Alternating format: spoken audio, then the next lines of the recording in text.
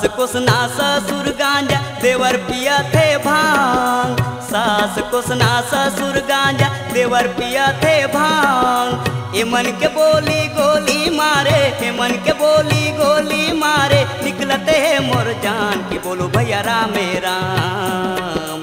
राम राम सीताराम, सैया दारू पी के गिर गए खेत में।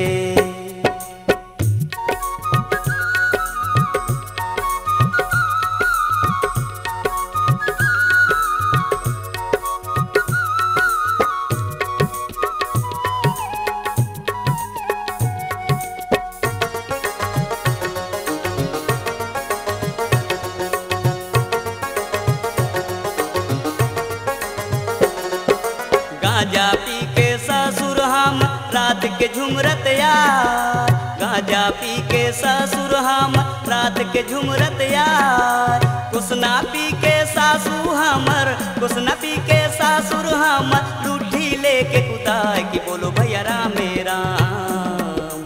राम राम सीताराम, सैया दारू पी के गिर गए खेत में।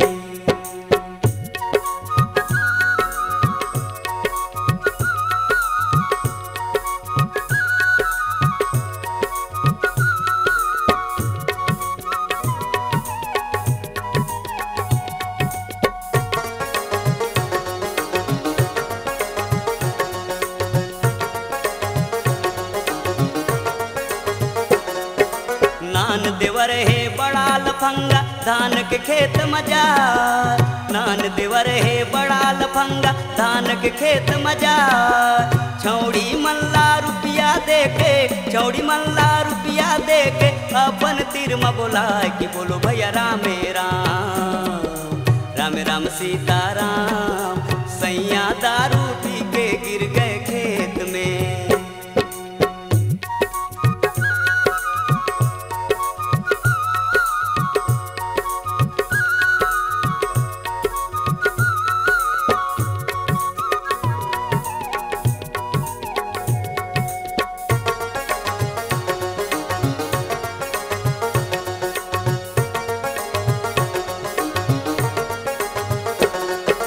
देवरानी के बात न पूछो, कहे मिर्चा लग जा।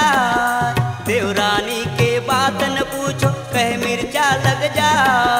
देवर संग माँ दारू पी के, देवर संग माँ दारू पी के, झुमरत घर माया कि बोलो भैया राम राम। राम राम सीताराम, दोनों आके गिर गए टूटी खाट में।